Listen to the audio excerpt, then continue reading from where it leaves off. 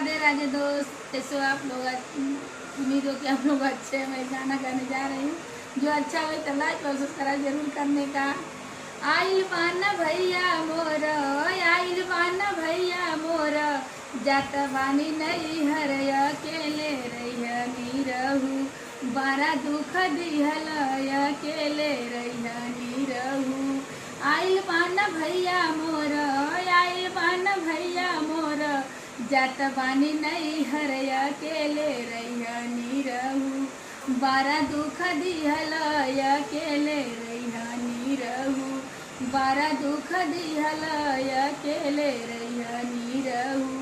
आई समझ में जब, आई समझ में जब, होई ठेली ठेला अकेले रही रहू, बारा दुख दिहल अकेले रही रहू, बारा दुख